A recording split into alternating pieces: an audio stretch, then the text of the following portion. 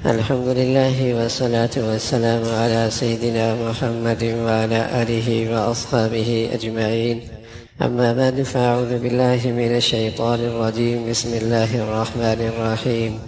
اللهم صل على سيدنا محمد النبي الأمي وعلى آله وأصحابه وسلم.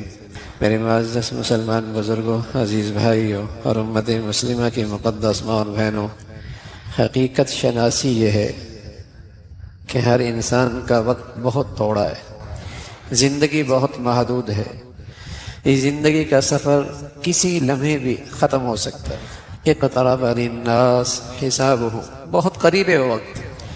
زندگی بہت محدود ہے، زندگی کا سفر کسی لمحے بھی ختم ہو سکتا ہے. پانی کا بلبلا ہے، کب پھٹ جائے. حقیقت تو یہی ہے، لیکن اللہ کریم کہہ رہے ہیں لوگ اس سے غافل بھی بہت ہیں. سچائی بھی ایسی کہ دنیا کا کوئی انسان اس کا انکار نہیں کرتا. غفلت بھی اتنی کہ شاید ہی کسی سچ سے اتنی غفلت ہو. یا صاحبی لا تغترر بتنعمی فإن النعیم یزول والعمر ينفذ وإذا حملت على القبور جنازة فاعلم أنك بعدها محمول. میرے دوست کس دھوکے میں ہیں؟ یہ نعمتیں تو ایک ایک کر کے چلی جاتی. زمین گئی، مال گیا، اولاد گئی. تیرے جسم کی نعمتوں میں زوال آیا، یہ حسن گیا، یہ جوانی گئی، یہ بڑھاپا آیا. جب کسی مسافر کو دیکھو کہ دنیا والے اسے کندھے پہ لے کے جا رہے ہیں تو اس نظر سے بھی دیکھ لیا کرو کہ یہ کل تمہاری بھی سواری ہے. وَإِذَا حَمَلْتَ عَلَى الْقُبُورِ جَنَازَةً فَاعْلَمْ أَنَّكَ بَعْدَهَا مَحْمُولٌ. یہ کل تمہاری بھی سواری بننے والی. تو زندگی کی ان ساری نعمتوں پہ زوال ہے. مَا عِندَكُمْ يَنْفَدُ، جو کچھ تمہارے پاس ہے اس پہ فنا ہے. اولاد فنا ہے، فانی ہے. دولت کب تک رہے گی؟ زمین جاگیر کب تک؟ عہدہ منصب اسٹیٹس کب تک؟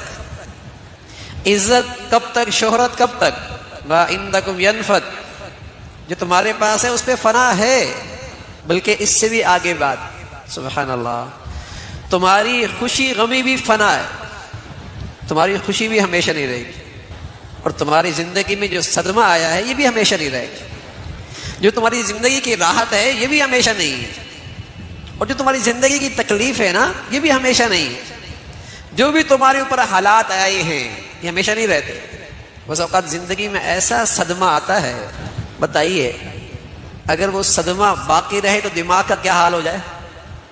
لیکن کچھ عرصے کے بعد وہ صدمہ، اس کی وہ کیفیت نہیں رہتی.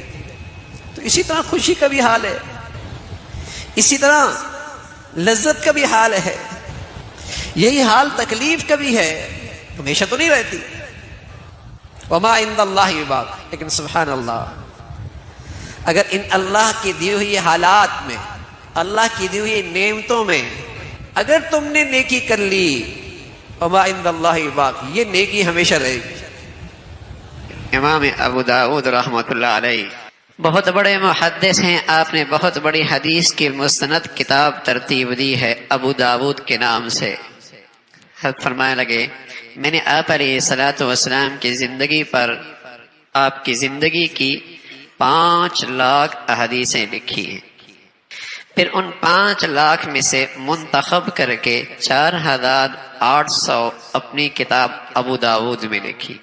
پھر فرمایا ان 4800 کا خلاصہ 4 حدیث ہیں. اللہ کے نبی صلی اللہ علیہ وسلم کی زندگی کا یہ حصہ بھی آ جائے تو انشاءاللہ کامیابی ہاتھ سے نہیں گئی.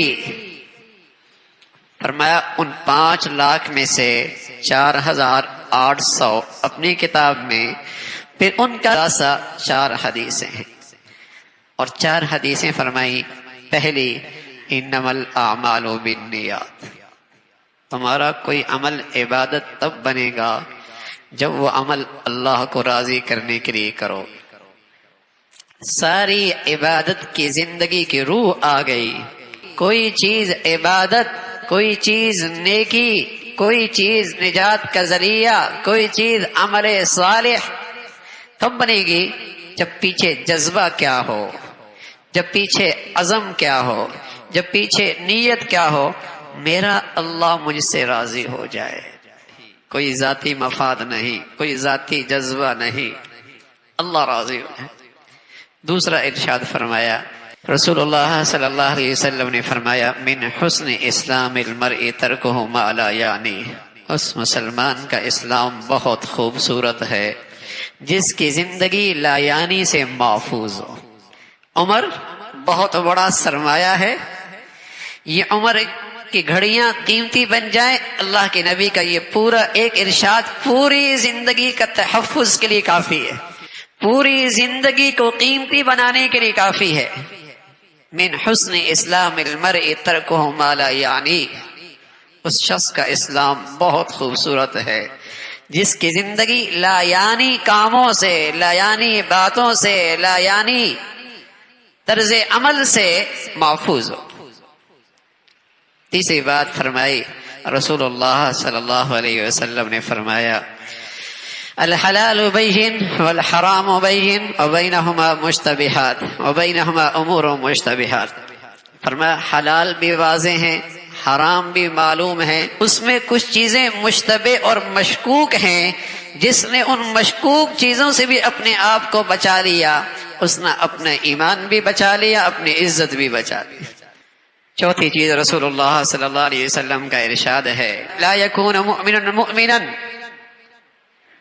حتی یرضى لأخیہ ما یرضى لنفسہ او کما قال علیہ الصلاۃ والسلام، کوئی ایمان والا نہیں ہو سکتا جب تک کہ اپنی بھائی کے لیے وہی چیز پسند نہ کرے جو اپنے لیے پسند کرتا۔ یہ چار ارشادات ہیں، ایک کا تعلق پوری عبادات، زندگی عبادت بن جائے، ایک کا تعلق پوری زندگی محتاط اور محفوظ ہو جائے، ایک کا تعلق مشکوک چیزوں سے حفاظت ہونا تو مطلب حرام سے بچنا بدرجہ اولا، اور چوتھی چیز حقوق العباد سے ہے کہ کوئی رویہ، کوئی انداز، کوئی طرز عمل، کوئی معاشرت، کوئی معاملات کرنے سے پہلے یہ سوچو آیا یہ عمل مجھے اپنے لیے بھی پسند ہے،